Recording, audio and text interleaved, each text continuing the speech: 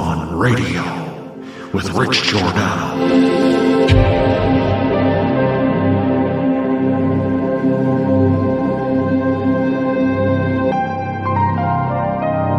My personal belief is that there is very compelling evidence that we may not be alone.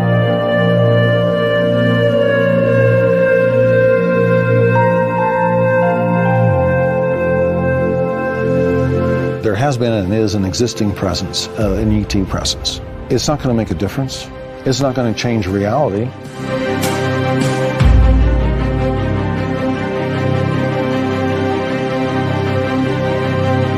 I believe, as do the other folks that were on the flight, that when we visually saw it, that it was something not from this world.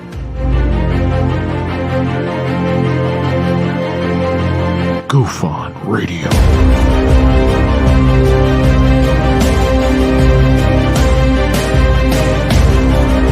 You were either in or you were either out, brother. But the cream will rise to the top, oh yeah. Goof On Radio with Rich Giordano.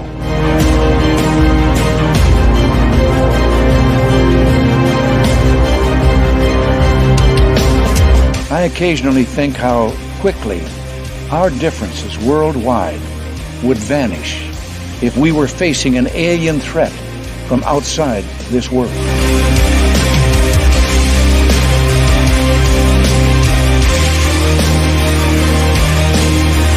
Goof On Radio. Remain seated, please. Permanecer sentados, por favor. You're listening to Goof On Radio with Rich Giordano.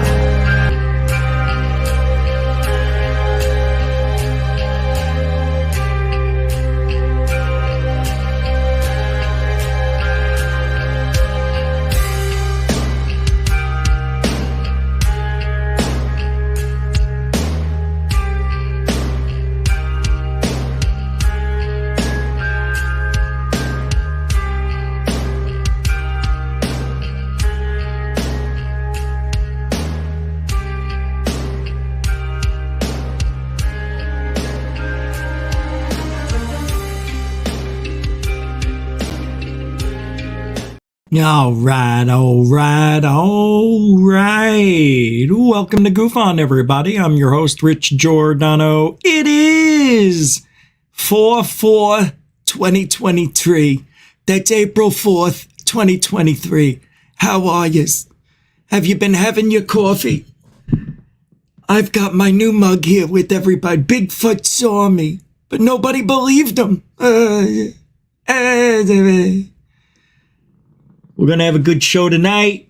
Yeah, the coffee's still hot. And I don't have any ice because I don't have an ice maker in 2023. I don't have an ice maker.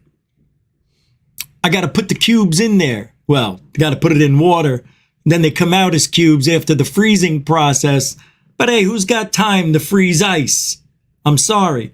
Who's got time to freeze water? It only takes a couple of hours. I got them going in there. It's Easter, right? It's like eggs. Are you getting ready for Easter? Some of you, most of you, half of you, I don't know. But anyway, Easter is right around the corner. And there have been a lot of sightings around Easter time. Easter's a very good time. You know why? Because of that guy, Jesus. Right? Isn't he coming down from the heavens he gets reborn, right, on Easter? On the third day, he rose again. So he died just a few days, April 10th, 11th? Probably 11th. Anyway, it's coming around. Easter, it's on its way. It's coming. Tonight, we're going to talk about the world's oldest temple found.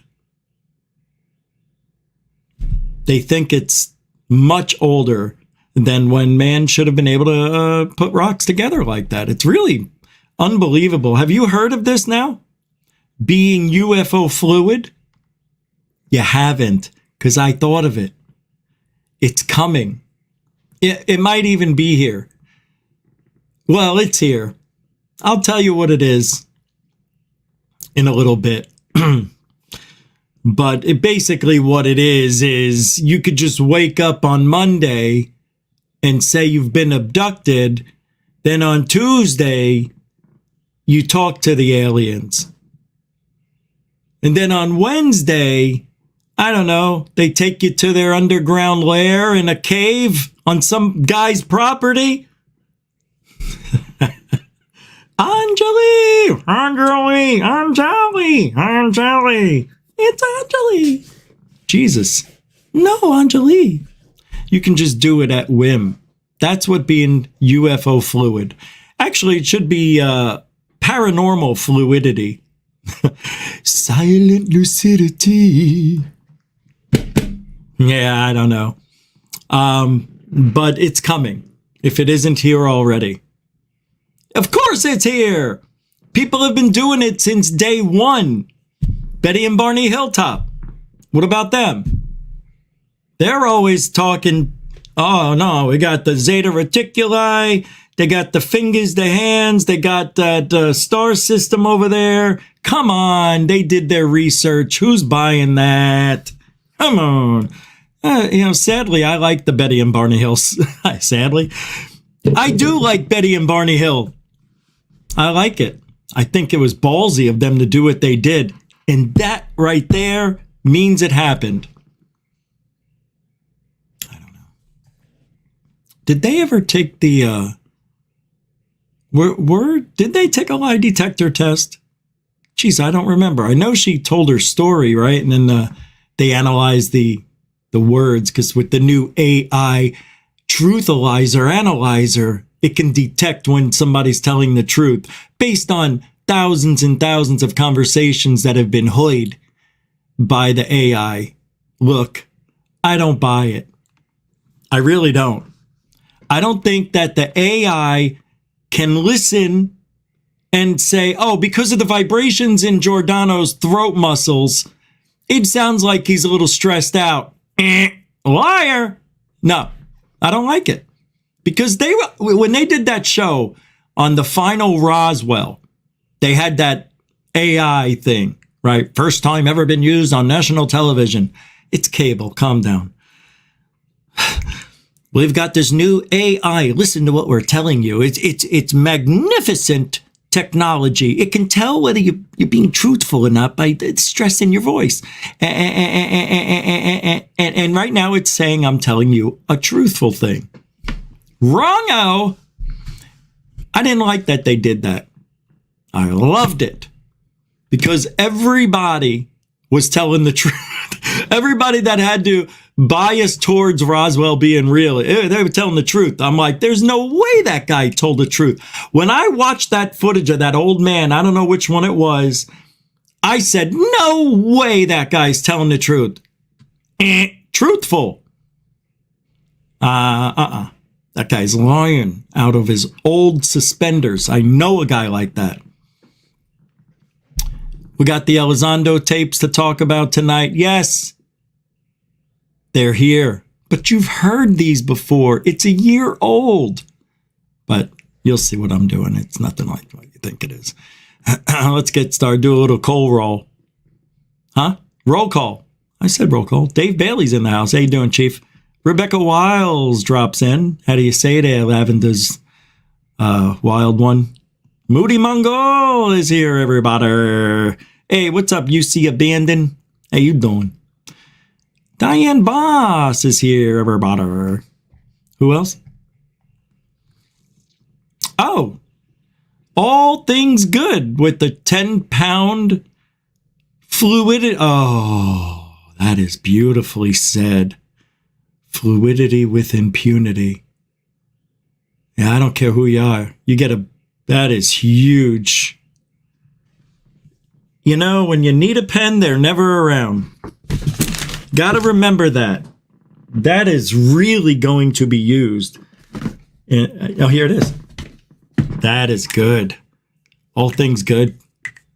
Thanks for dropping in, too. Welcome to the show. Fluidity with impunity. That's just gold. It's out there. It's out there. All those golden sayings, phrases, and catch tunes. They're out there, and you just nailed one of them. Good for you. Thank you. and thanks for help supporting the show. Mucho gusto, General. Is that you've done? But yeah, you've. But it is the first one of the night, so just to get things going.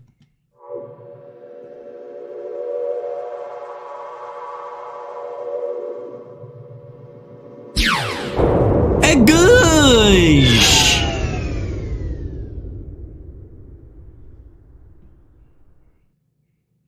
Isn't that weird? When I don't say anything at all? Oh, that's just awful. But I had to do something new. Thank you, all things good.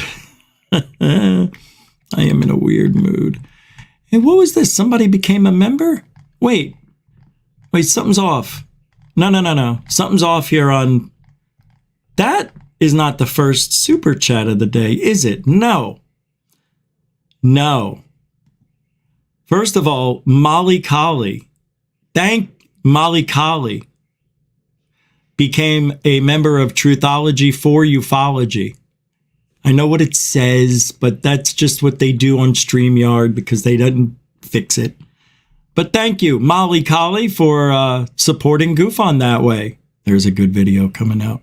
The members for today. There's going to be a video. Well, tonight, about midnight-ish. I still have to edit some things, but there'll be a video for the members.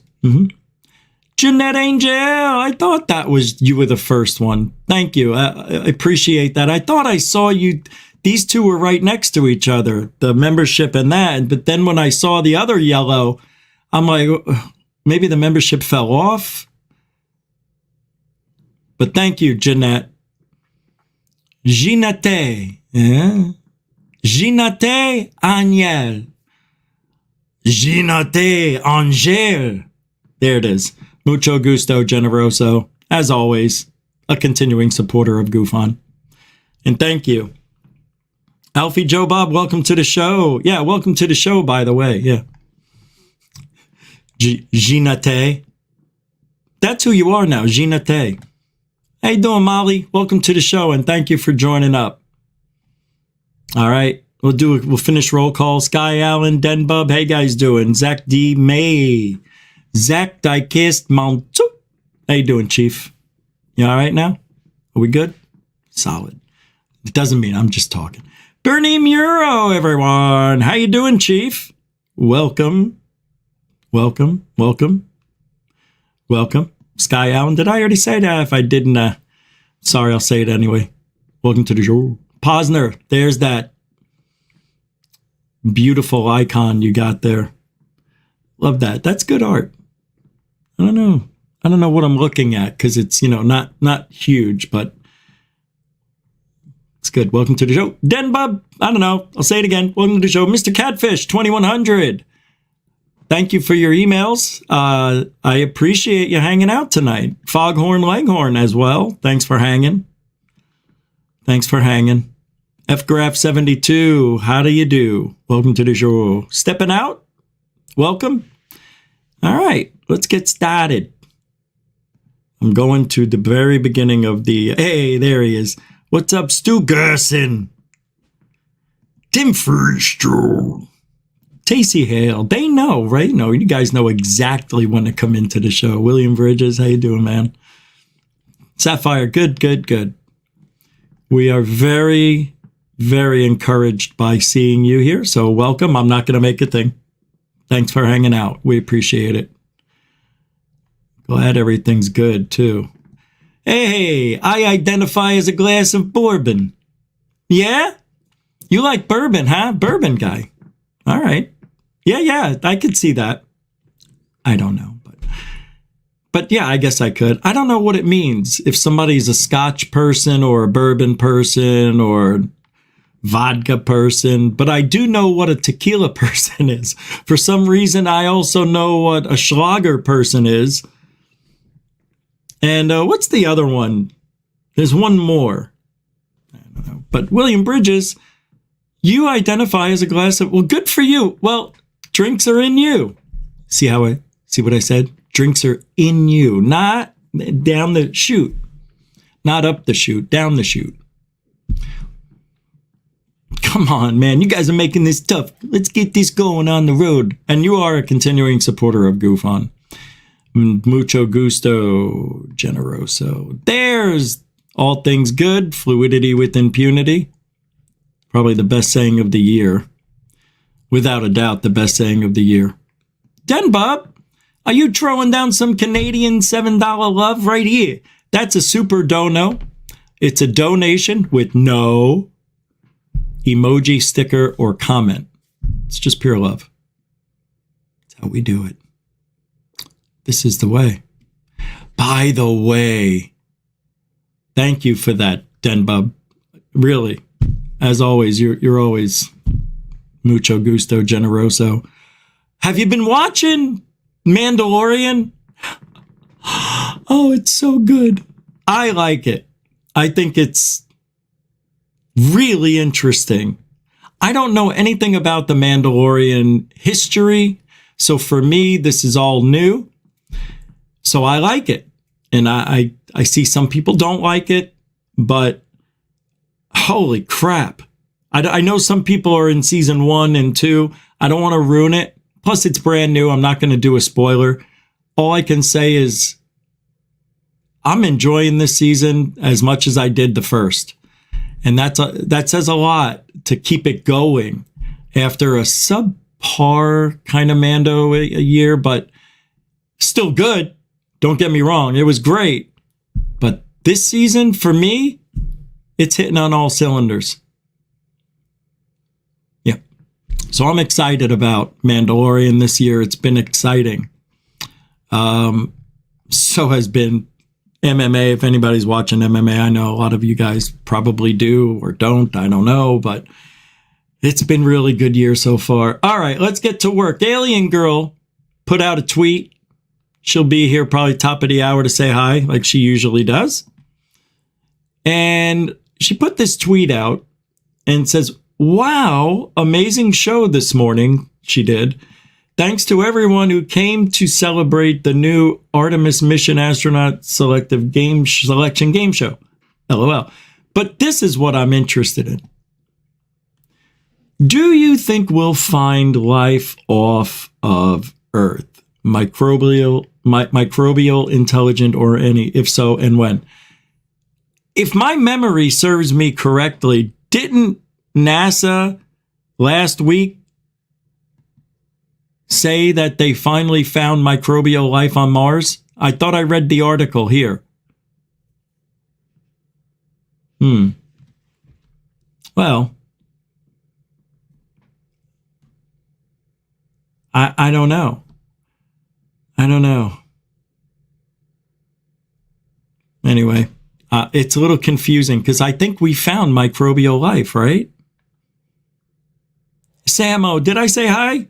Well, welcome to the show. How could I forget saying hi to Samo?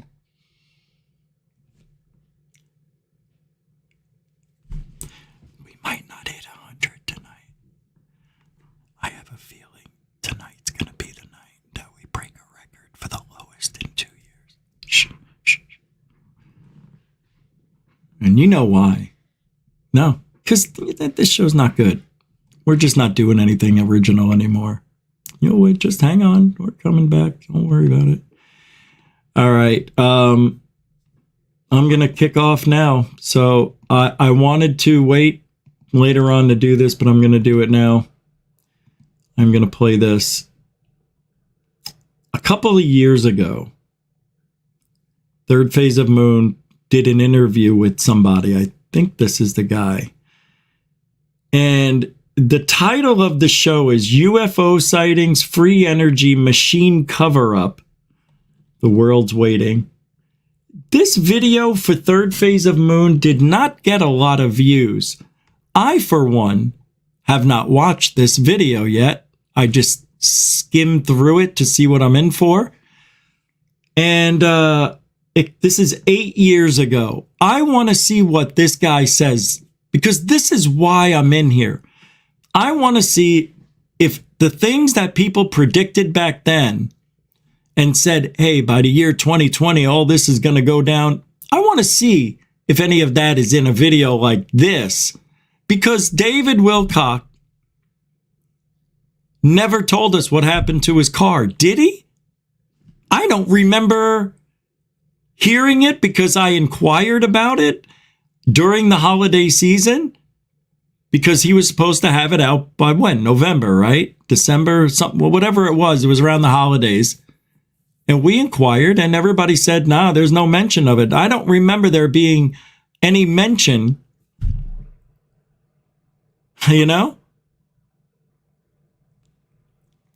But 8 years ago, that's about 7-8 years is where I really like to see what people were thinking, because the culture was different, right? It changed in 2016. So this is a year before TTSA, 2 years before Elizondo. I'm interested to see what the cover-up sounded like a few years before everything went haywire and got ruined. Wow. It's all different. All right, let's go a little forward. The machine. Now let's get to it. Oh, I can't do that. He claims he does, and he's had it for over 60 years. Hold on, he has a free energy. I suck. I suck. All right, I'll shut up. Welcome back to Third Phase of Moon. My name's Blake Cousins, and in this episode, we're going to cover an amazing topic. Does John Searle have the answer to the energy global crisis? He claims he does, and he's had it for over 60 years. John Searle is known as the godfather of free energy, zero-point energy, and he claims he has the answer to resolve the global energy disaster happening right now on planet Earth. And we're going to go over this amazing documentary simply known as The Machine. Now let's get to it right now. Isn't The Machine that comedian? Those who know that's funny. In the laws of nature, there is nothing impossible except that the state of your mind makes it so. Oh my God, I just remembered who this guy was. I had to pause it. I don't know why I did that. I'm sorry. I just remembered who John Searle is. Energy is a device that converts the energy around you, that's everywhere, into useful energy, what we call electricity. The generator is a magnetic device that is totally magnetic. It is its own prime mover. It will self-start and continue to run, and as far as we know, we can say never stop. We have something here that needs to be investigated, and really that's my role. I am a technical investigator of the SCG. The difference is I'm not willing to sit and just make an opinion. I'm going to make it happen. The generator is approximately 2 foot in diameter by about 8 inches high. Movers and shakers. Put in the home to power your home. You can be putting your automobile to power your automobile. And many of the third world countries have no means of generating electricity. These units could be put in there and power whole communities. You really have to take a look at each individual component and function. And when you step back, you say, wow, this thing works. There's too much for it to, there's too many facets involved not to be something viable. For over 60 years, John Searle has tried to give to the world a new kind of energy system, one that would free mankind from the burdens of oil and fossil fuels. Cleaning up this planet is going to be a big job. If we're going to get the climate back to what we want, a lot of work got to be done. But one thing is certain, you need energy. That's important.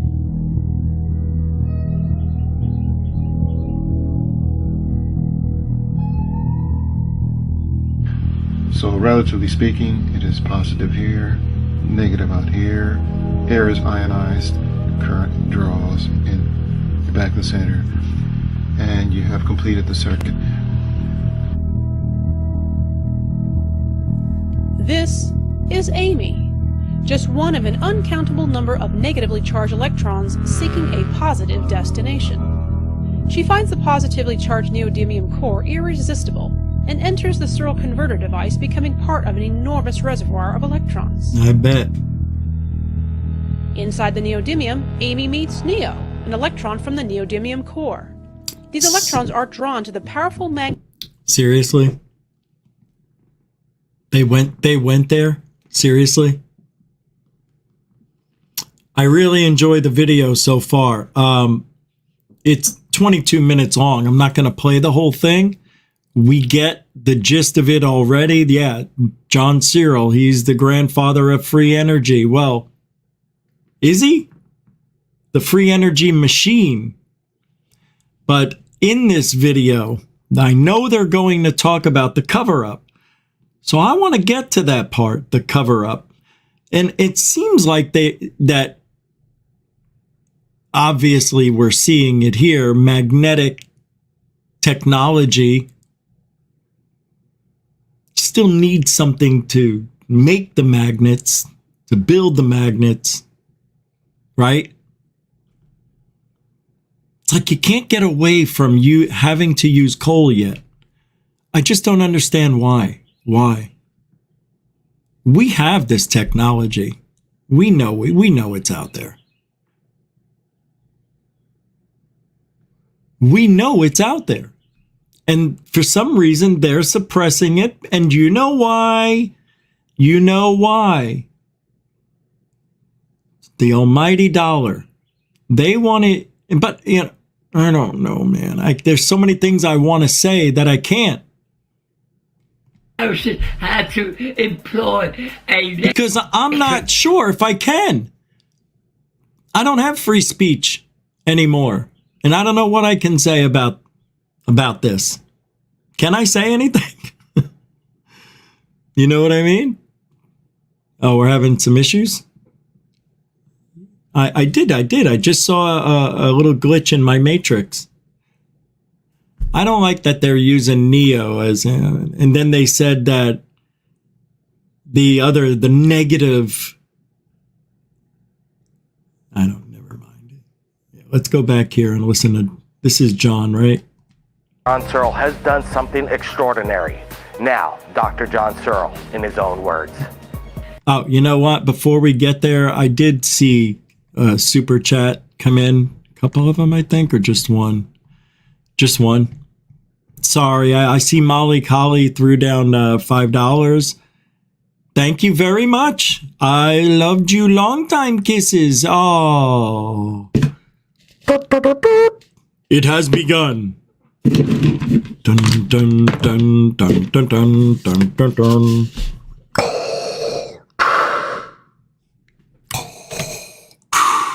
Sounds better without it. Look, Molly. I can only take one breath every 2 minutes. Sorry. Thank you very much. Mucho gusto. I know we got to get going. Mucho gusto, generoso. Molly Colley throwing it down again. Thank you very much. Thank you. And the answer is too elementary. It's not 1946. If it was, I could do it. We had the right place, the right time, and the right staff. We have to rebuild all that before I'm in the right place at the right time. At this moment, I'm in the really wrong place to make a number of SEGs. Is that John Cleese? To show Did I say it right? Different points of the earth would cost a lot of money today. I know from experience that is not possible because the sheer cost today. Yep. Tomorrow it's even more dearer. 10 years from now, it'll be £1 million more to do. Each year it will jump because everybody wants more money. That means companies up immediately their goods to counteract, or they sack the stock, or they close down completely, which is happening everywhere now. We create that situation. Right. That's another thing. The costs go through the roof every year, every decade, exponentially greater. Like he said, £1 million more just years after, you're starting. It's like it never ends. And a lot of these companies that start off with high hopes and they get dragged in the mud, or, for some reason they can't get it done quickly enough. And then the price keeps going up, and they need more funding. And the people who are funding them are like, hey, it's been 5 years. You getting this thing done or what? Yeah, I just need one more year. Just one. Well, all right. You said that 3 more years ago. We'll give you one more. And after that, that's it. And then they lose the funding and they can't do their research anymore. They're in limbo. Now they got to go out and sell it. So they find other scientists, and like minds will find each other in this field, in that field. And that's what this guy was doing. He was taking a lot of these people in under his wing, it sounds like. They lost. That company shut down. Fine, we'll take those scientists over here. We'll keep this going. We know what we're doing. Now when I tell it and explain it to you, and John Cleese here did. That's not nice. I shouldn't say that. What's his name? Cyril. Cyril had a vision. Too bad it wasn't. No, I can't. I shouldn't say that. But our demands, instead of doing the proper thing, get together, look at the main problem, all get together and clear that problem. Look at the next one, clear that. It's us that got to create tomorrow's. So the longer you wait, and I warned you this from 1946, the more it will cost you. It is not free because the God don't give me the material. All right, we know it's going to cost money. Got it. To see to all the servicing of the electrical conditions. They supply a big boiler to do your washing in. All you houses had to... Where's the letters? That is the world you want. What happened with you and the electric board, the court case in prison? This is what... In the Mortimer area, these houses had to employ an electric company to see to all the servicing of the electrical conditions. They supply a big boiler to do your washing in. All you had to do is pour the water in, switch on, and when it got to the temperature, do your washing. Eventually, an element will go. That's natural because we're burning positively, so we'll get deterioration. So this happened. So I told the wife to ring the electric board to come out and fix it. Well, they came and took it, and I kept ringing about when will they bring it back. Eventually they brought it back and stuck it in. This was late evening. So we did do any washing that night. The wife asked me to heat it up for her before she get up, and then she could put the washing straight in. So proudly I filled the boiler, and of course I was switched on. I expected to go to work, and there's a massive flash. The meter disappeared, the fuse box disappeared, the cable with the kitchen light on disappeared, the bulb shade, everything disappeared, and nothing, no electric. I told you I have to ring the electric board, and she did, and when I got there, they were just packing out to go home. I said, no, there's no electric. Oh, that's your 40 watt person done it. Really? I said to the young chap, go get your boss. And I told her I want to stay here. I want your boss here. When the boss arrived, he said to the store chap, what's the matter? He wanted us to go home. Why? He said he wants that boiler turned upside down. He wants to see inside of it. In the end, I said to him, before any of you go, I want that bottom took off while you're here. So oh, for God's sake, turn it over, take that bottom off. I see. What do you see? Oh, we said, we'll fix it tomorrow. We'll have it back tomorrow. You will have no bills. Well, what they went and done, they put the earth wire to the live connection, the live to the earth. It was absolute maximum power in that flash, but that blew everything out. Now, had that been a private shop, I would have checked everything myself. But the electric board, gosh, I must say, You don't expect anything. Now, the wife was to be leaning over there, possible, turn the switch on, she'd been electrocuted. Yeah. What he said. Sounds like they had a bit of a problem. It sounds like it exploded. It sounds like, well, I think that's what I think that's what he said. But there was problems with the electric board.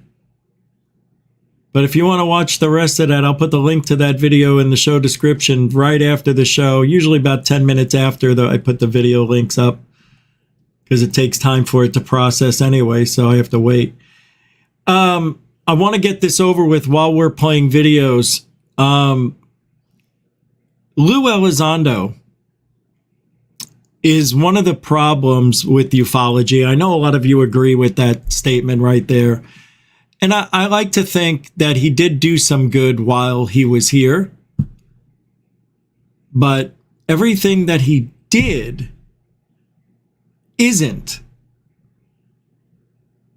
what I thought it was going to be. Like, he helped get that Arrow office, right? And now they're not getting the funding, the full funding, should I say. And then, other things, he got involved with. And if you want to go back to TTSA and talk about the $35,000 he allegedly spent on arts parts, those medals that turned out to be nothing, that cost money, $35,000. Right? And didn't that just turn out to be a high nickel concentration in one of the sediments? I don't even know what the hell. Layers of fecal matter. Anyway, he's one of the problems. And one of the reasons why I thought of that term, UFO fluid, which maybe it'll be paranormal fluidity, or fluid being paranormal fluid. I like UFO fluid. But anything with the word fluid after it, there you go. He's one of the reasons. He was one of the people that pushed for UAP, trying to change the language. I heard Travis Taylor. He was on this show. I'll play the clip later on. And the guy says, oh yeah, one of the things you were trying to do was change UFO to UAP. And I'm like, no. Why do people think that's not it? Stop saying that. And I'm going to have to say it now. UAP is anything that is seen, a UFO, alien being in a vicinity, whatever you want, close encounter of the first, second, third, fourth, or fifth kind. If you're a government employee, if I worked for the government in any capacity and I saw a strange light in the sky, my report would have to say a UAP. Richie G, the regular civilian guy, blue collar dude, salesperson, he has to type in his report that it was a UFO. If I put UAP in there, they'll leave it because they want us to think UAP, right? I think they would leave it, but I don't know. I would hope they would switch it to the right category. UAP is government sightings. People in the government that saw. I know I'm right. They're not trying to change the vernacular of UFO. But about a year or so ago, Elizondo was on Dr. J Radio Live. And it was fun to watch Lou to try to answer these questions that they would try to give Lou hard questions. Stuff that nobody answered, that nobody asked. So when Lou would go on other podcasts See, he didn't know that Dr. J Radio was friends with Third Phase of Moon, and he went on that show. But he shouldn't have had any negative feelings towards Third Phase of Moon anyway. But I'm going to play a little bit of this from a year or so ago. This is from the Dr. J Radio show live from Third Phase of Moon's edit of the hardest questions he's ever had to answer.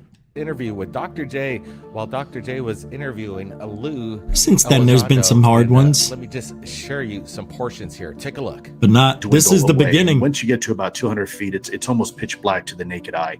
And of course, military submarines, I can't go into detail here, but travel considerably deeper than that. So to quote unquote see a UAP underwater, in order to do that, we use acoustics. We use sonar. So in the atmosphere, we use radar, and underwater we use sonar. And sonar, as we know, travels at the speed of sound underwater, which is a very dense medium, and you can get some fairly accurate readings. There is, again, I have to be careful what I say here. There is some reporting that exists that suggests that some military underwater equities are also picking these things up underwater with remarkable performance characteristics, by the way. Yeah, again, and that being so dense, the water, I would think that's just not possible unless, of course, we explore the theory that maybe it's not touching the water. Anyhow, we got a question here. Blake and Brent Cousins, they're Third Phase of Moon, the world's largest UFO YouTube channel, and they ask, can you ask Lou, why don't we see the entire Tic Tac gimbal video from the beginning to the end? Has Lou seen the entire video? Sure. So those videos were released because the contents of which that are now publicly available are not classified. Any information that a video picks up may have class. That's not what he asked, right? That's not what he asked. Are there longer versions of the Tic Tac or gimbal videos, and have you seen them? And he goes, the reason they're released, right? Listen. Any information that a video picks up, any contents of which that are now publicly available are not classified. So, video from the beginning to the end. Has Lou seen the entire video? Sure. So those videos were released because the contents of which that are now publicly available are not classified. Any information that a video picks up may have classified information. It may have sensitive information like specific call signs. Okay, I know he's building up to an answer, right? It may have locational data where we are, and we don't necessarily want to broadcast that. So what you see in those videos, Go Fast Gimbal and FLIR, are portions of a video that were deemed to be unclassified and fit for public consumption. The reason why you don't see the rest of those videos, there we go. In some cases they don't exist, in other cases they do exist, is because the government has decided that that information is sensitive and it reveals potentially sources and methods. I can tell you there's many other videos. I think the problem is that people concentrate a lot on the FLIR and those 3 videos that came out back in 2017 and 18, not realizing that was low-hanging fruit. Those were the least compelling of the videos. They were compelling and are compelling, but there's others that really would blow your socks off. That's what I honestly expected, was that we were getting just the crumbs, and you actually got to see different angles, different videos, right? 4K, 8K, things like that. I did. I was privy to many other videos and photographs and reporting. All right, many other videos. So he never, well, not yet. He isn't saying he saw those videos in a longer fashion. He's seen other ones that'll blow our socks off. Isn't that funny? It's always the stuff we can't see that'll blow our socks off. It's another funny thing that people say when they really haven't seen evidence of anything that'll blow their socks off. I don't think Lou's seen anything magical. If he has, it's no different than any of the videos on Third Phase of Moon. Well, first of all, I think it would be military, right? And it would probably be something that they flew by. I don't know. I don't think Lou would see a disc-shaped object 50 feet from the cockpit window of one of the airplanes as he suggested. Right? Didn't he say there was the video of that? Yeah, never be released. In a 27-minute video. I try to look for the good in Lou. But when somebody's put out in front of us to say this is what's happening, when your gut tells you it's all wrong, nothing else matches up to what this guy's saying. He's never been caught in a lie, really. Not that I'm aware of. He just doesn't answer things the way we like. Now, I thought he was going to talk around that question. He didn't. He answered it. He gave a great answer. Some of these things are highly classified. There's images, and the heads-up display may have some information on there, their headings and where they're at, and other things that we shouldn't be privy to. But they could always block that out. So that's another excuse I hate hearing. You can smudge everything out. Don't tell me, oh, well, it's going to take it's a lot of work to show you. I mean, really? You want us to blob everything out? You really want us to do that? That's a lot of work. Why don't we just tell you about it? See? But then they show us other videos that stuff is blocked out. So you can't do it. You can do it. You don't want to do it. All right. Let's see where we're going with this. I like these questions to Lou. It's been a minute. Another platform and radar signature, maybe from not other FLIR video. And that's why it happened after the incident. Right. And it doesn't tell you what's happening from other perspectives and angles. And that's why you need other video, right? So who's to say that there's not other FLIR video out there, right? From another platform and radar signature, maybe from an E2 Hawkeye and the Princeton and some other, radar sensor units out there. So again, I want to be careful because I don't want to speak on behalf of the government right now. It's really not my place to do so. But I think people can rest assured that there's far more compelling information out there, and that's what Congress was briefed on, and that's why you have now this government taking this topic very, very seriously. And that's what I'm really hoping for, is the day that we finally get to see this stuff. And as others of my friends have said. So you heard, right? Lou just said the government's taking the subject matter very seriously. Not anymore. I'm going to stop the video there. And the link to that will be in the show description after the show ends. And I do recommend you watch that. That is a really good interview. The whole version is on Dr. J Radio Live. I'll put the links to everything, and you can watch it on your own. So, man, what a strange day. Historic day. Trump was charged with 34 felonies.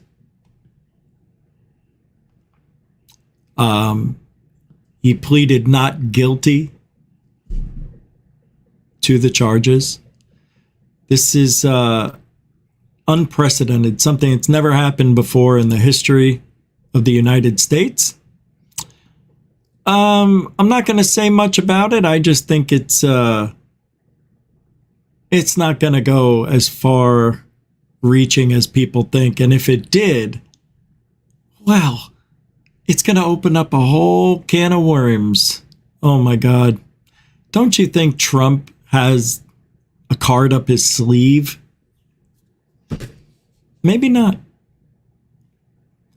The thing is, that money was given to Stormy Daniels. It shouldn't have been. But don't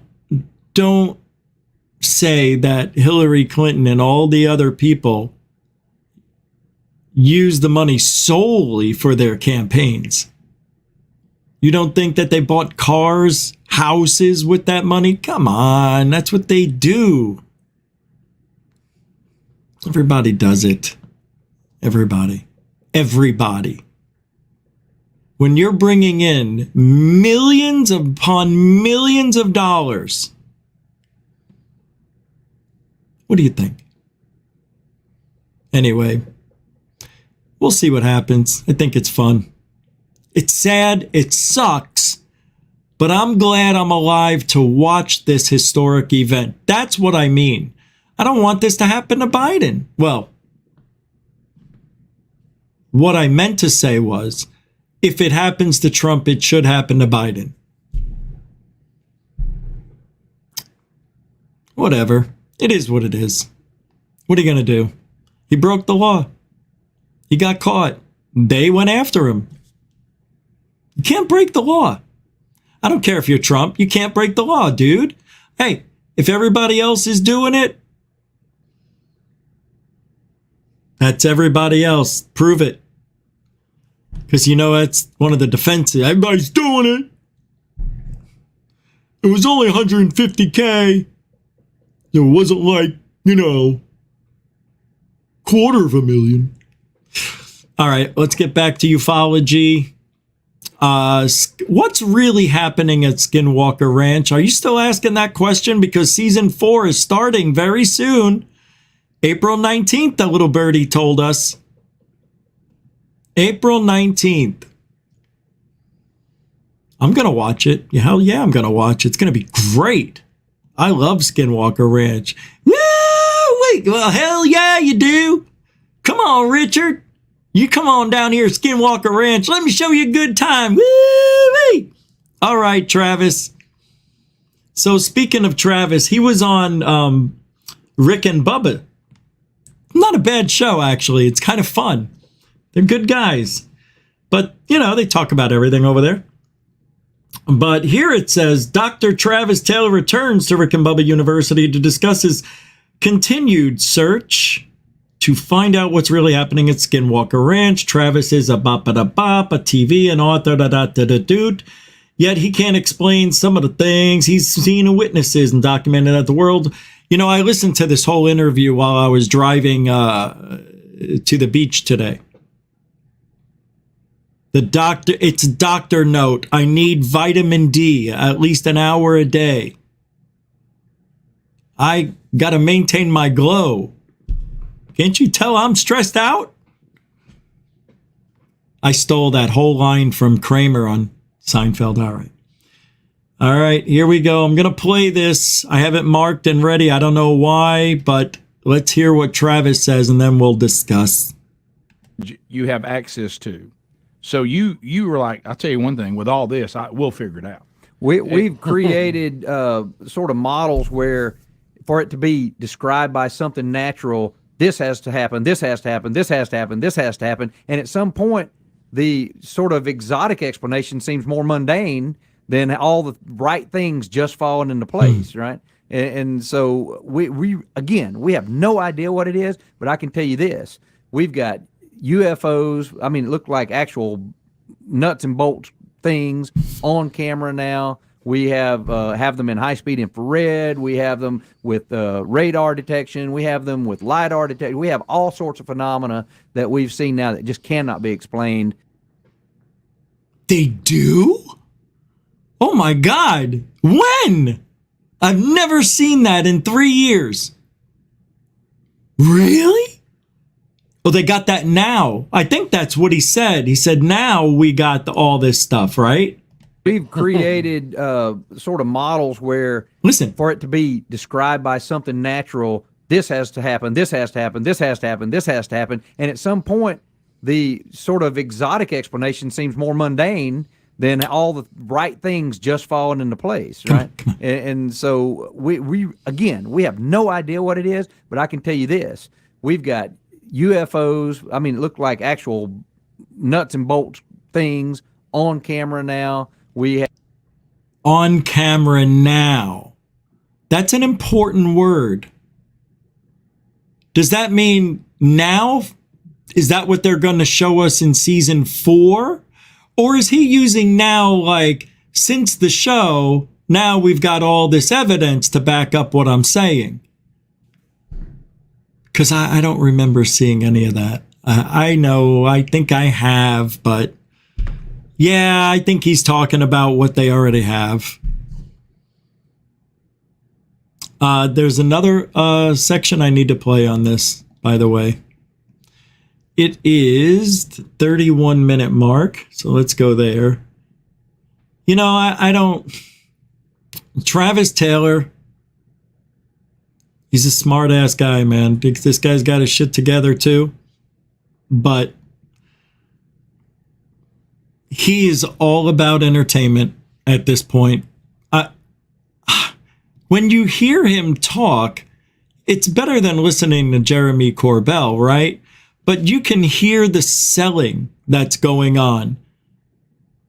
Because how many people over the years have come out and said, there is absolutely nothing happening at Skinwalker Ranch. It's happening over at this place, at the Dead Frog, or it's happening all over the Yucatan Peninsula, wherever they're at, you know, the basin. What is it? The Utah Basin? What is it called? Got it. So we got it. All right, let's listen to this. So they could get honest feedback on how it was acting, what the radar was. I saw super chats. I'm coming back to them. Sorry. Be able to describe it, if you will. Sorry. How possible is like the Tic Tac stuff falling into that? Is that really maybe some of our stuff? No, it's not. So we asked every level, and the 2020 National Defense Authorization Act empowered us to go and ask at any classification level, and they're supposed to respond. And if they didn't respond, they were violating the law. And everybody always said, no, it's not us, it's not us, it's not us, all the way up to 4-star level. And so that's a good. Would they tell you? Wait, hold on. Let me go back. I was in the chat room. I saw Johnny D. I'll get to that in a second. I want to hear this real quick. Thanks, Johnny. I'll get back to it. So they could get honest feedback on how it was acting, what the radar was, what the how they were going to be able to describe it, if you will. How possible is like the Tic Tac stuff falling into that? Is that really maybe some of our stuff? No, it's not. So we No. The Tic Tac, Travis Taylor just said no. The Tic Tac is not ours. But did you hear the no? Did you hear how he said it? He doesn't believe it. Guarantee you. I'm going to look, right? 31. What is it? Hold on. He doesn't even believe it. He says no. It's like he's passing over it. It's like he doesn't want to say it. 31:22. So let me go to 31:18 here. Maybe some of our stuff. No, it's not. So we asked. No, it's kind of like a passive no. Like, no, I'm going to now tell you why. That's what he's doing. No, it's dismissive. He doesn't even believe it. If it was a strong no and he really meant it, he would have said no. No way. Let me explain why. Not no. Right? I mean, that means a lot to me when I listen to people. That's what makes truth finding very, very fun. Listening to the little things that make the truth the lie or the other way. Listen. Maybe some of our stuff. No, it's not. So we asked every. My God, he sounds like Tim Burchett, doesn't he? If you close your eyes. Every level, and the 2020 National Defense Authorization Act empowered us to go and ask at any classification level, and they're supposed to respond. And if they didn't respond, they were violating the law. And everybody always said, no, it's not us, it's not us, it's not us, all the way up to 4-star level. And so that's a good. Would they tell you think? Would they say, Were they forced Travis, to don't tell you? lose sleep about it? We don't know what it is, but don't lose sleep. Would they kind of throw you off the trail and say, don't keep looking? Well, by law, they're supposed to, Right. and they would, because they wouldn't want to By waste law? expenditure on what they're doing. Because you think about it, if it's something in the area and they shut down training, it costs something like $30,000 an hour to fly the F-18s. Right. And they have to fly the F-18s so many hours to keep their training level up. Right. And if they shut down the range. Got it. Thanks, Travis. All right. We're going to, now, again, I'll put the link to that video in the show description as soon as the show ends, usually about 10 minutes after. Johnny D, about 20 minutes ago, threw that $2 down, snuck by me, but I thought I saw something. My peripheral memory said, hey, remember that? I'm like, oh, yeah. Johnny, thanks. He says, hi there, goof on. More X-Files. To UFO babes. Of course. But tonight's a little different. We've been a little UFO fluid. I'll run by that one more time, what that really means. Thanks, Johnny D. Johnny D. Johnny Delight. Oh, yeah. Johnny Delight. You are Johnny Delight. No? All right. Thanks, Johnny. Johnny D, everybody. What's up, Robert Smith? How you doing, man? What's this? Ooh. I like your style. Ooh. That was a little bit. Yikes. That is really putting it out there. I mean, you really want to make somebody like I just did? You did it. Dorothy Hawkins throwing down $1. It's a super dono, a super supporter. Super supporter. It's the new Super Soaker supporter. Thanks, Dorothy. I appreciate it, as always. It's good to see you, too. I know you've been busy. Congratulations on, I forget, minister, rabbi, what is it? Oh, I can't remember what you became. You just got ordained minister. Is that what it is? You just became an ordained minister and you did your first wedding night, right? Did I remember? Well, congratulations on that. That's cool as hell. Marriage minister. I read it when I was sick. I'm sorry. I almost spit my whole mouth out. Nathan from the Quantum Show's here. See? Even Dorothy said hello. Not having a good connection. You know what? It's been that way with StreamYard. It seems to be working well today and yesterday. You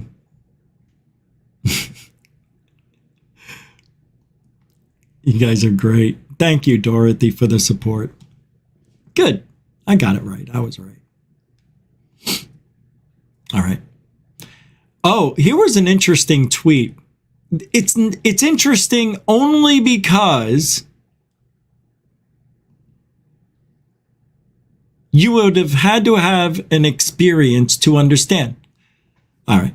So Hollywood tweeted this today.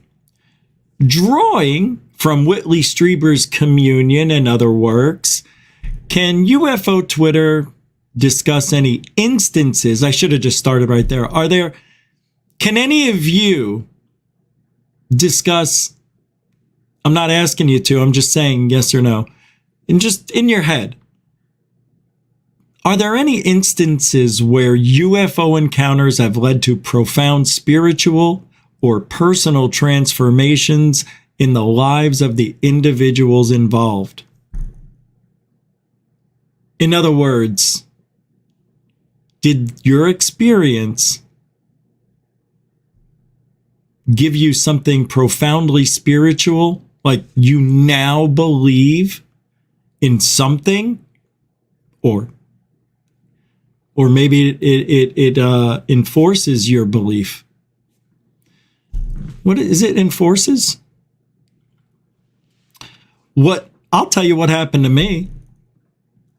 And when it happened. Oh my God, that's right. You know, throughout life, when you're in this, no, it's not even being in this field. When you're aware that the paranormal exists, I didn't look for what I had seen. Everything ever has always, before 2004, before the year I got into ufology, I was just a regular schmuck, right? Who washed his car, mowed his lawn, and, whatever. The experiences that I had before 2004 and after, but you'll see why I'm saying that, didn't change me. Now I gotta remember there were 3 or 4 sightings that I had in Arizona. 2 of them were on the way to Yuma, and one of them I was with somebody who witnessed it and it freaked him out. Then it was the worm, the week of the worm, but that was 2004. So everything before didn't change me profoundly. It made me think for the moment. What actually made me change and start believing in the spiritual side of things, and maybe there is a matrix reality and maybe there's a God, was when I had the waking dreams, or the experiences a few nights apart where I saw the alien and the blue beam that I saw. And a few nights later, in the other ear, I heard what I now know sounds like me disguising my voice saying, "I'll be in your head before you wake up." I felt that guy's whisper. I felt the breath, the heat from the breath on my ear, the fibers of my freaking ear. It's why I jumped up, like he was so close. I wanted to hit him with my head. I jumped up that quick. But he wasn't there that I know of. But it was nice to have those 3 grass circles right across the street as some evidence. I still have them on photograph, a couple of pictures. But that changed me. From that point on, the whisper, the dreaming, seeing the alien, waking up, seeing that alien. Look, man, it probably wasn't what I think it was. But I think it was. Yeah, I need to let you guys hear that self-interview I did with myself after that in the car. It's like I took the dog for a walk, came back in. I just had to get out of the house. 30 minutes later, I did the interview with myself. It's just weird. Not paranormal weird. It's just somebody else. But that's what I'm telling you people to do. Don't feel stupid. Don't feel like who's there if you're by yourself? Who's going to make fun of you? I tell you what I do. I talk to myself, talk to the ghosts. You've heard me do it. You gotta, if you really want it, you gotta do it. And you gotta want it. You can't just half-ass it. All right, let's get to the Into Thin Air has a video out that came out yesterday. I play the Into Thin Air at the top of the hour, second hour. That's the goal, try to get it as close as possible. So with that being said, this is Into Thin Air's video. Another tornado outbreak and more large earthquakes. Oh, shoot, I didn't know there was more earthquakes, so that's cool. It's spinning. Here we go. I2TA on GoofOn. All right, my friends, welcome back. It is April 3rd, 2023, and we're going to talk about a few things that are taking place as we speak and in the next day or two. You're looking at a weather system that's going to cause some pretty significant issues, not just in the winter storm category, but soon after, moving into tomorrow and the next day, another severe weather event. Thank you. Stretch from the southeast all the way It's through a little the Ohio warm. River Valley. Remember, we're moving into the month of spring now. This is tornado season. So as the days go by, we're going to start seeing less and less snow by the Great Lakes in New York and those areas that we're getting hit pretty hard. But as we backtrack here, we could see a winter blast is going to be taking place in the Dakotas. That's why you're seeing this crazy chart right here. This is a county by county chart all over the United States. We got Montana. Hey, let me tell you something. We're going through. It rained twice in Spring Hill and Brooksville, only twice in the last month to 5-6 weeks. We are in a dry spell. I want to know what's going on around this region. Florida doesn't really get a lot of rain in April, but all the predictions have been wrong. They call for rain and then it doesn't come, and it's 90. It was 90. It's already summer temperatures. Anyway, I had to stop for a second because I'm an a-hole. I don't know why I stopped there. I just had to shout that out. And no, oh yeah. By the way, I forgot my son's, it's lotion, but it's also sunblock 30. And usually I don't burn. Oh no. Why this side? All right, sorry, into thin air. Damn it.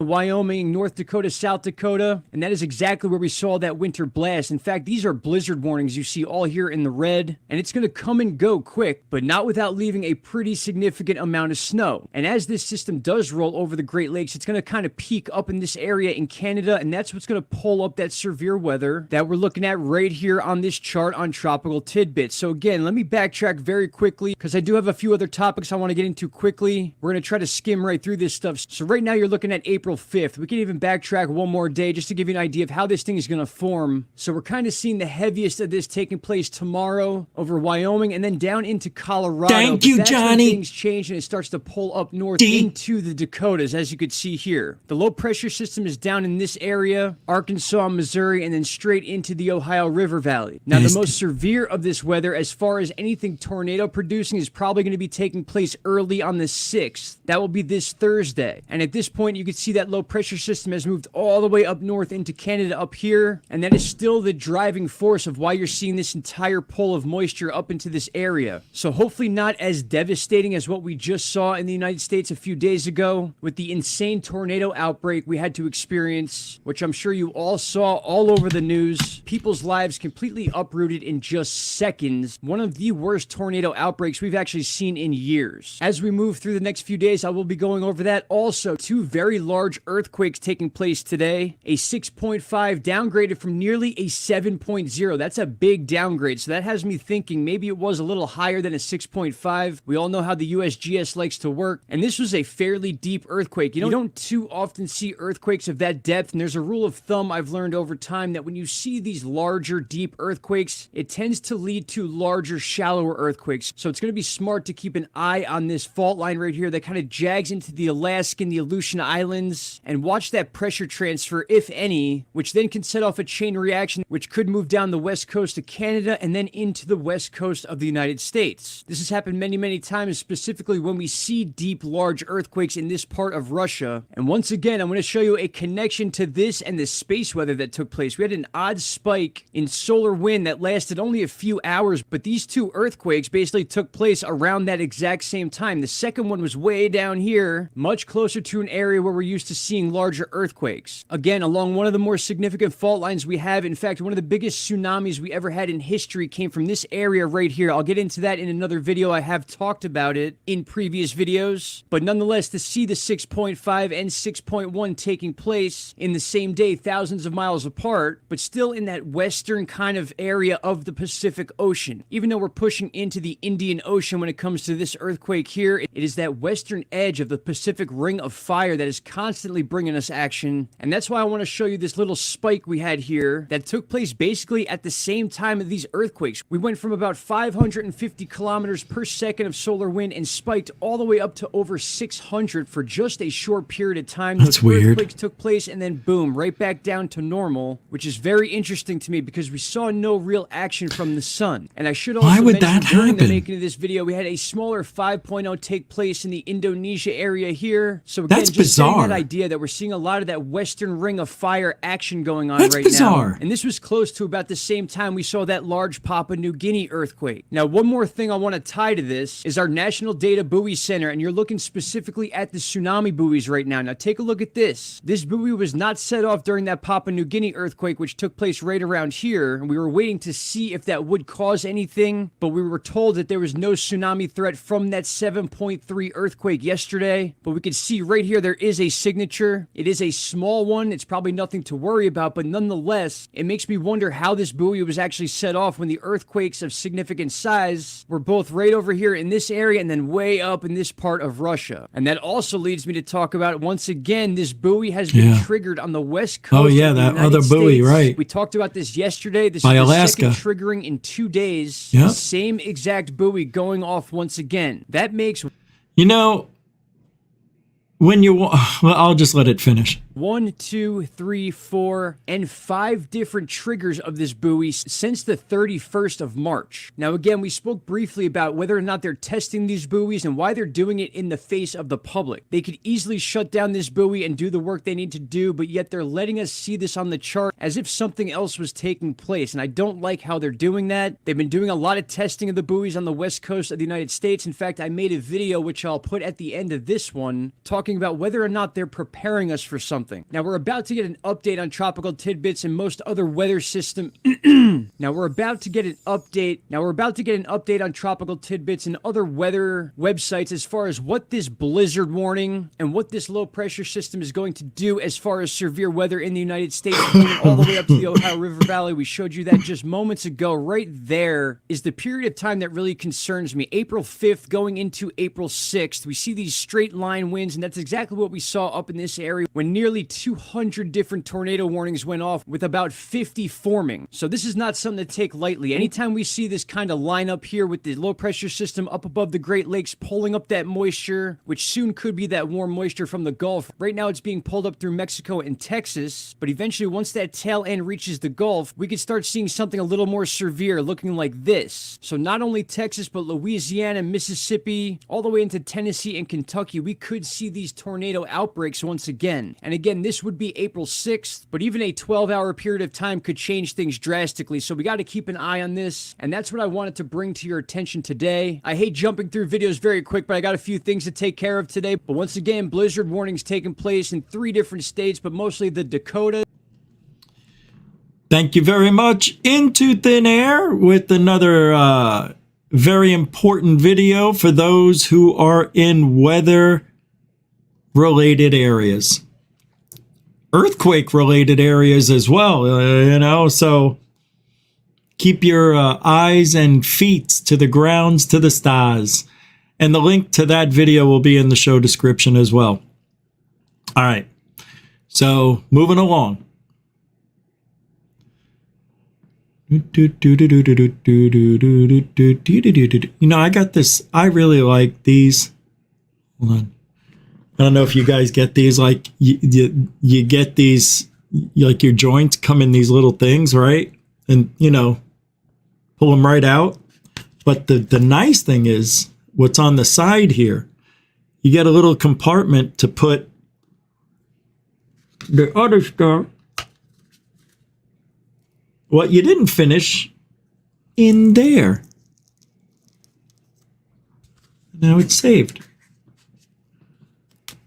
And then you have the other one. Close it. It's nice. It's good for the road. All right. I was waiting for this to pull up. Top secret government developed AI detects a new Tic-Tac UAP. A highly classified AI system used to analyze intelligence data spotted a UFO I'm saying it. They put UAP, fitting the description of the Tic Tac on May 2021. According to a series of NRO documents obtained through the Freedom of Information Act, aside from reporting on what appears to be a genuinely unidentified object, the documents illustrate the coordination being facilitated between the UAP task force and other intelligence agencies and the type of information being collected. The information regarding the UAP detection was obtained through a FOIA request issued by researcher Kyle Warfel, who brought the results to the attention of John Greenwald's Black Vault. It was comprised of two. Didn't I already do this? This sounds, I must have talked about this. Two NRO PowerPoint presentations titled Recent Sentient Highlights and Sentient Operations Highlight Detection of Possible UAP or UAP Near, redacted, May 6, 2021. These presentations document the detection of a possible airborne object less than 10 meters, 32.8 feet long, that did not match the visual signature of typical aircraft detections. These detections were shared with the UAP Task Force and the National Geospatial Intelligence Agency, the NGA, for further analysis and coordination.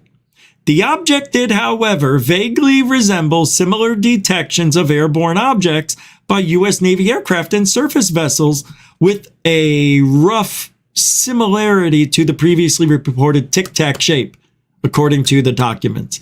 Although the specific locations of the previous sightings are redacted, this is presumably referring to the Tic Tac UFO encountered by the Nimitz Carrier Strike Group, 04.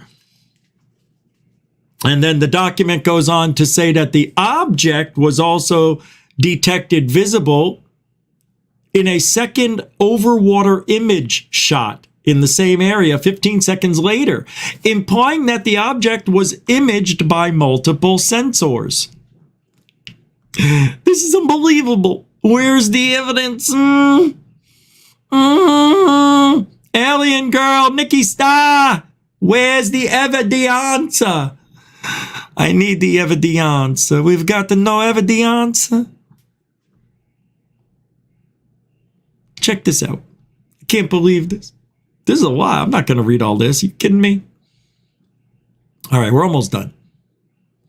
Although the documents don't mention the source of the images depicting the object, a section speculating on possible mundane explanations for the objects include space debris much closer to the imaging vehicle, implying that the images were recorded by an imaging satellite. Unfortunately, the majority of the pages of both documents were omitted, with 24 of the 30 pages obtained emblazoned with the words "page denied." This is motherless. Unbelievable. Who do you go? How? This is from the that is breaking the law. This is Freedom of Information Act. Nothing should be redacted. But they do, and they don't care. Who are you going to go after?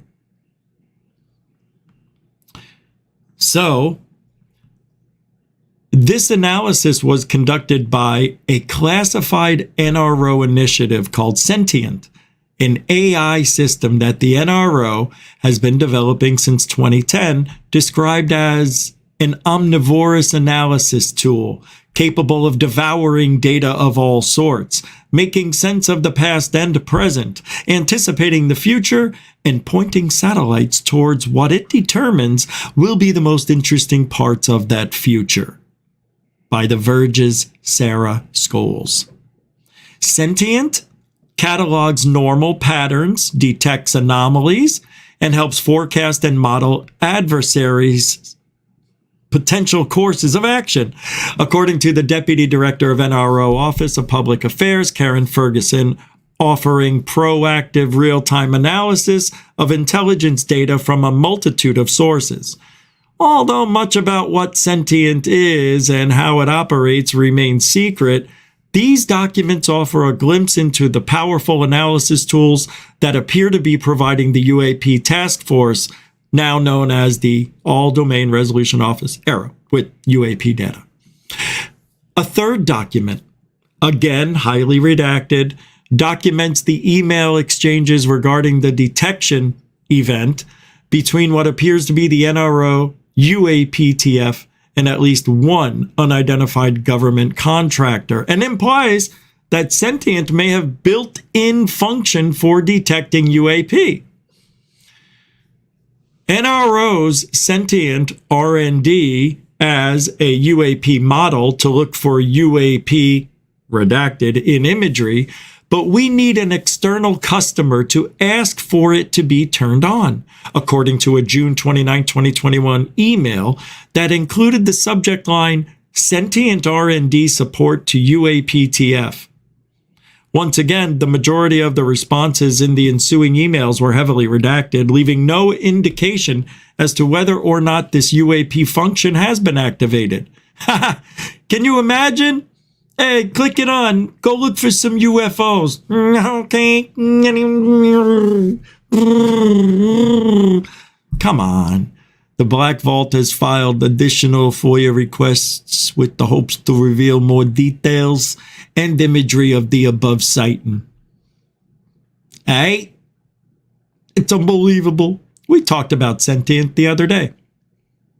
That's why it sounded familiar. I like the article, though. It was a good article. There's a lot of good stuff. I mean, really.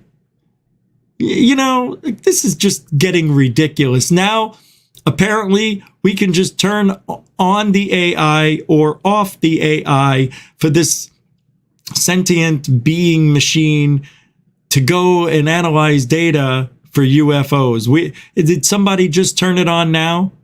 That's actually genius. That's what I'm talking about. Breaking the law to find the truth. Now, whoever set that AI up, they have access to when it turns itself on. There's probably a start date, you know, probably when the satellite's far away and nobody's paying attention anymore and it's about to go to sleep for another 6 months. Who knows, whatever, I don't know.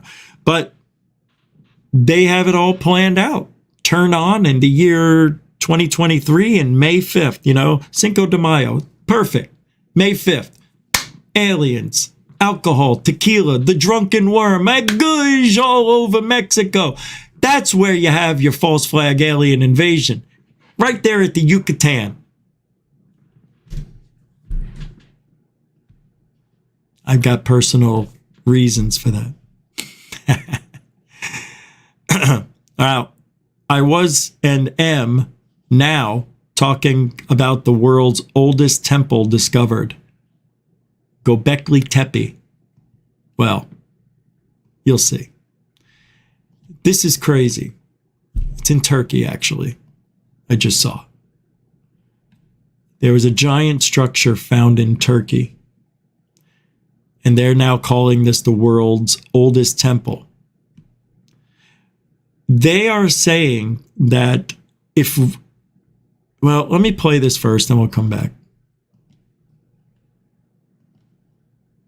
Here we go. Giant structure in Turkey that's like 12,000 years old. Okay. They know it was purposely covered. Someone buried it up. Someone like covered it 12,000 years ago. When was this discovered? This was discovered by a sheep herder, and he was walking along this mountainside, and he saw this cornerstone that was sticking up that he thought was weird, and he starts digging around it. And it looks then like Stonehenge almost. He starts calling in scientists. He's like, hey, we got some shit here. It's immense. To this day, they only have, I think, 5% of it or 10% of it has been excavated, and they've found through LiDAR, there's similar structures that are all over the area. So this is just one of many of these structures that was, look, some barbarians probably fucking came in, just slashed everybody up, and decided to cover.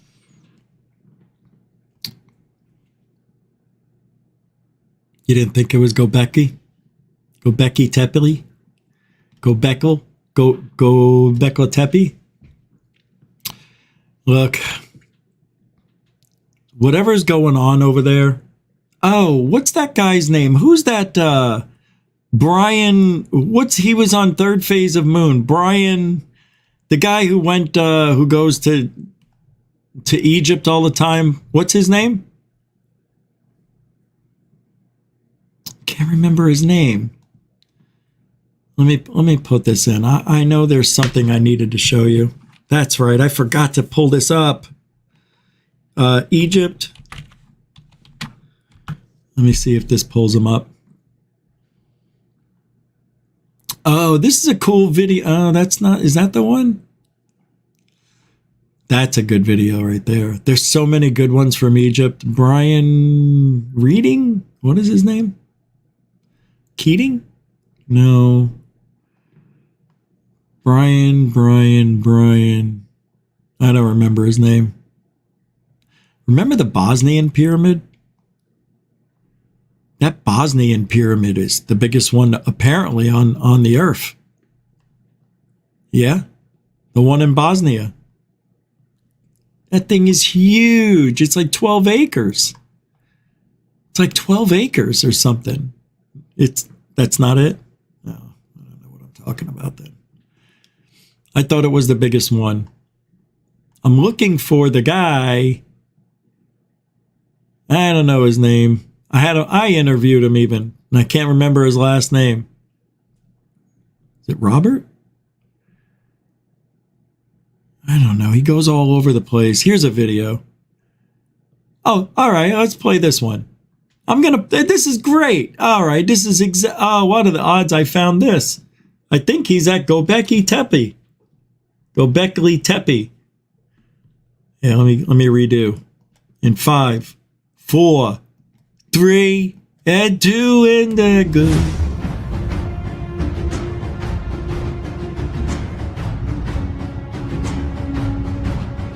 Oh, I thought it was going to be the... Oh, this is Mr. Osmanagic. Ethiopia is located in Eastern Africa with more than 100 million of inhabitants. Okay. It's the land where Queen of Sheba ruled, and Ark of Covenant is hidden. It's the place where the largest obelisk lives, where the reality stops and the legend starts. This isn't Rob, but... that's got to be a copyright thing right there. All right. 1,000 years back. But for many people, Ethiopia is the place where Lucy was discovered. Oh yeah, Lucy, the oldest female ever. Team in Ethiopia, discovered several hundred bones. And later on, it was realized that was the species Australopithecus, which was between the gorillas and later Homo sapiens. It was a huge discovery. Why she was named Lucy? Well, 1974, in the research camp, every day. All right, that's not what I wanted. Claim that the biggest obelisks on the planet behind me date from the... What happened? What happened? What? Did we? Doesn't look like it. Everything looks good here. Yeah. I don't see any problem. Looks like we're still live. Yeah, I'm looking right at it. I don't see any problem. Yeah, I could hear my old sounding voice popping up. All right, let's get back to real work here again. What happens after death? We always talk about this, right? A couple times a year, I should say. And I don't want to talk about the obelisk anymore. I'm vetoing that right now. I'm vetoing the obelisks. I'm vetoing everything. It was the first video with Joe Rogan. They talked about it. You saw it. I covered it. Look, it's Göbekli Tepe. What do you want from me? All right, I have this video right here. I'm vetoing the video. Now, you want to hear it? You want to watch it? All right. 4th century AD. All right, we're still live. Good. And they are all wrong. They claim actually that the last ruler of the pagan empire here, just before they turned to Christianity, King Ezana, actually was the one who erected the biggest stela on the planet. This one right here. It is called the Grand Stela. And before him, they claimed a couple more stelas. Obelisk of Aksum. That's cool. King Ezana stela of Aksum were also erected by the people about 1700 years back. In this park, we actually have 3 types. Wouldn't you want to go back into that time just to see how it looked when it was all new? And I'm sure of it. There was people on the streets shopping, right? They probably had did they know about the wheel back then? Well, anyway, you think they would have. I don't think they had the wheel. Did they have the wheel back then? Then why didn't they come up with wagons and stuff? They did? Did Egyptians have wagons? I'm not sure. Yeah, I'm not sure. All right. Of these megalithic stones. Some of them, indeed, we can call stela. Those stela. Some of them have flat 4 sides, nicely dressed. And some of them are just rough megalithic blocks. And they are all erected, standing upright. The biggest one behind me, originally 33 to 34 meters long.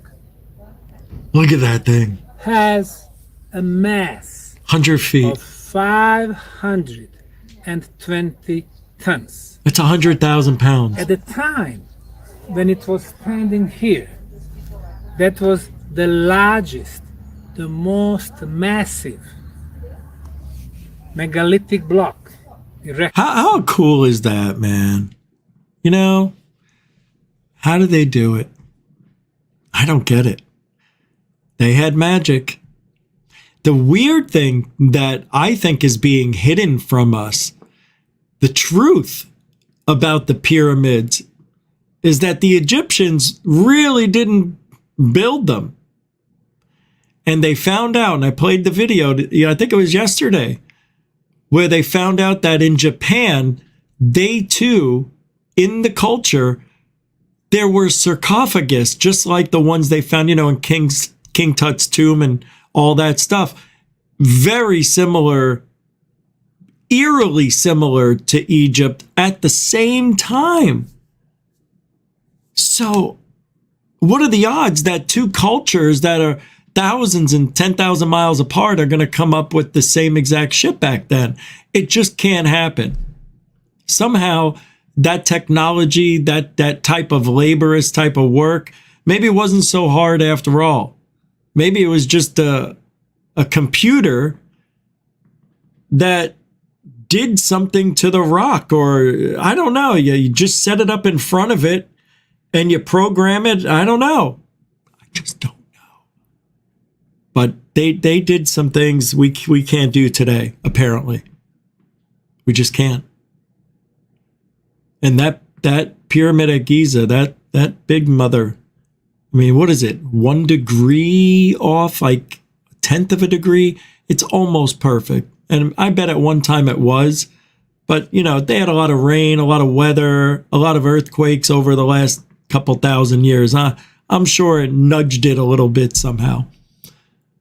But now they're saying they think it's possible that they're 30,000 years old. The pyramids. There's so much shit they don't tell us. Right? Imagine you're an archaeologist and you make this discovery inside, I don't know, anywhere. Let's just name you're digging and all of a sudden this big room opens up and it totally new, something you've never seen before shows up in front of your flashlight and your candle, and they cover it up because it goes against everything that's Egyptian. It could be a whole new civilization that they don't want us to know about. There's a lot of stuff that's chiseled off those walls, man. Everywhere. It's been redacted. They redacted before it was redacted. They just chiseled it off. They took it down. One fell swoop. Give me the axe. What's he doing? He's redacting. They had the redacted axe. That's what they called it. A redaction axe? Redaction axe. Yeah. But we could say that was real. They redacted stuff. All right. Are we done with this guy? Yeah, we're good. We're good. That was Mr. Osmanovich. That guy's badass on every level of archaeology. It's hard to understand, though. I don't want to have to struggle to hear. You know what I mean? What was I? Hey, what happened to the video I had? Here, I got to play this. I never played this. Near-death experience. Let's do this, and then we'll flock out of here. I still have to work out. It's a strange day. He said it just goes black one day. Well, he doesn't know that. That can't be the alternative. He doesn't know that. First of all, there's bizarre chemical doorways in your brain. Your brain produces psychedelic chemicals that we don't understand. Say it ain't so, Joe. Slow drip DMT experience with these people. They keep them in this state. I know about them. A very transient state. And these people are going to the same place and they're having repeatable experiences, going to the exact same place over and over and over again and getting more and more comfortable with it and coming back with very similar stories.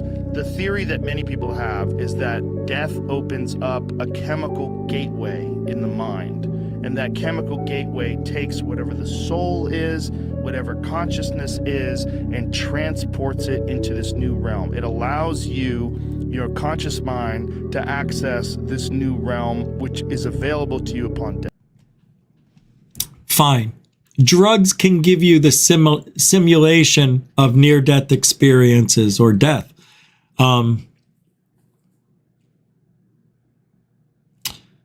The Cousins brothers came up with a really interesting thought about death.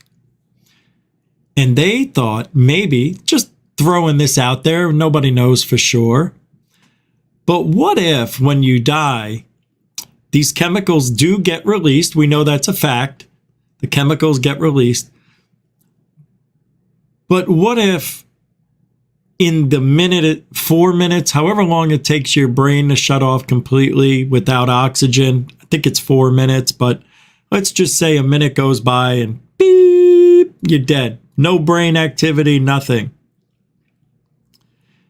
But these chemicals drip, drip, drip, and you might live an entire life, 75, 80 years, in the time it takes for the drip, drip, drip to get into your blood. You've already lived 20 years. And what if what we're living now, I'm putting a twist on it. So I thought that was interesting. Like, what if we're living in a life right now, this is my twist, and we're actually all dead. But the process is so painful that the pain has to be dispersed throughout an entire lifetime. Or, I don't know. Or it's just so painful you'll die again. I don't know. Now I just got stuck somewhere. But I don't know. But anyway, the thing is, what if it's just takes that long? What if it just takes that long to turn off? I don't know. But we heard of that Ari Shafir, the comedian, had a ayahuasca experience where he was out, doing his thing for 15 minutes, whatever it was, 10, 15 minutes. But he had lived almost a year as a husband, a father, everything he is not now in this other reality. He said he had friends, we ate dinner together, we went out. I have this whole other life, this whole other family. That's why I love this field. It's so fascinating to me that we have the ability to go somewhere and nowhere at the same time. That's a trip. And I want to take that trip. And to be honest, I am a little hesitant about doing a ayahuasca DMT experience. You got to get the right shaman. You got to know people to get the right things done. I want to know people who've had it, who've done it and survived it. I don't want to come out of that thing and constantly drooling the rest of my life. You know what I mean? Or having flashbacks to another life. The Blue Witch, the Red Demons, everybody's after me. Oh, I do that now. Not so. Well, that's it for tonight, kids. Some food for thought as you put your head down on your pillow tonight. Where do we go from here? Yes, UFO Fluid is this, for those of you who came in late. Monday, you want to talk about your abduction experience. Tuesday, you want to talk about poltergeist activity, but you're relating it to aliens in your home. Wednesday, you saw some things in the sky. You didn't get your camera out in time, so only you saw it. But hey, you saw the mothership, and they talked to you telepathically when? That night. Okay. So that's what UFO fluid is. Gender fluid, you could wake up and feel like a woman. The next day, you feel like a man. They brought that into ufology. Actually, nobody brought that into ufology. I thought of the term and realized that it's been happening the whole time. People have been doing UFO fluid, paranormal fluidity. I don't know what to call it. I like UFO fluid, but that's pigeonholing everything into UFOs.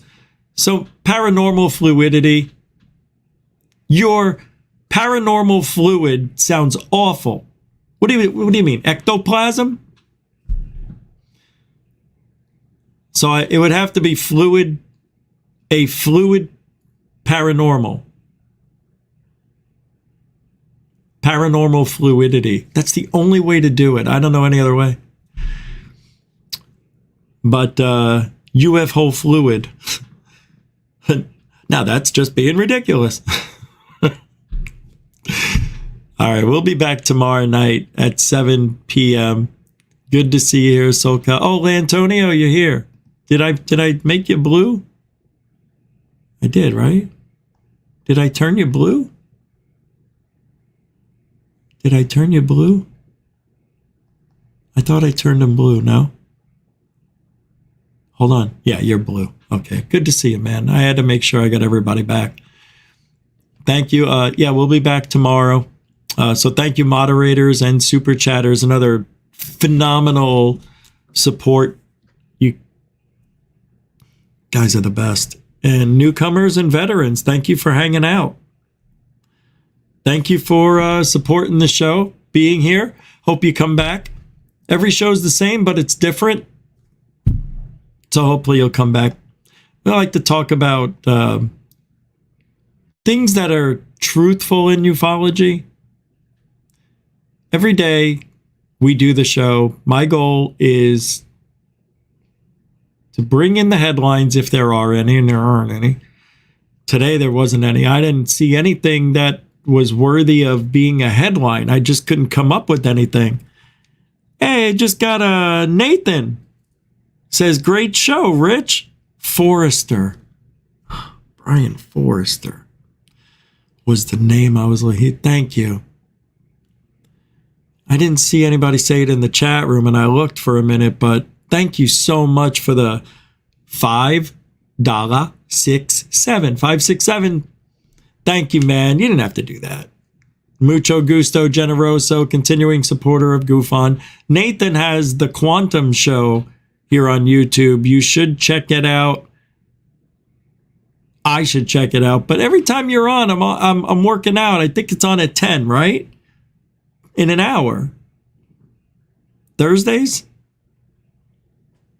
Well, check out Nathan. Hey, you can still find you easily just under Nathan Allen. It's easier for me to look you up that way, but now I have it saved. But go check out a show. And Alien Girl 111 and Michigan UFO Sightings and Paranormal Encounters, Wayne, check out their channels as well. We do it every day here. We'll be back tomorrow to talk about truthology.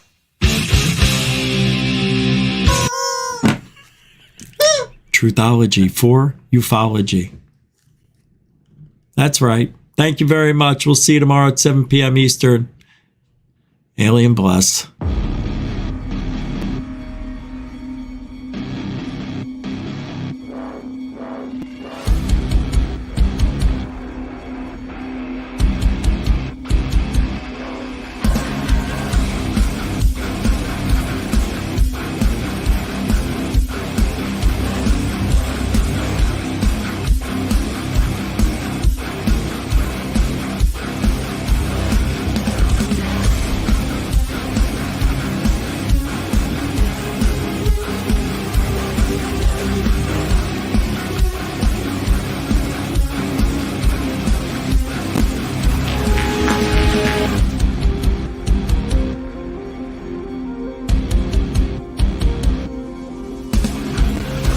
What you just said is one of the most insanely idiotic things I have ever heard.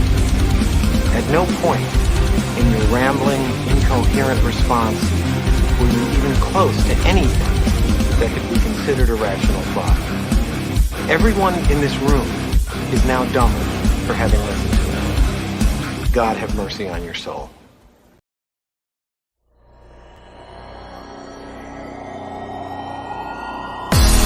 Warning. Control life. Warning. Warning. Failure. Control life. Warning. Unidentified flying object.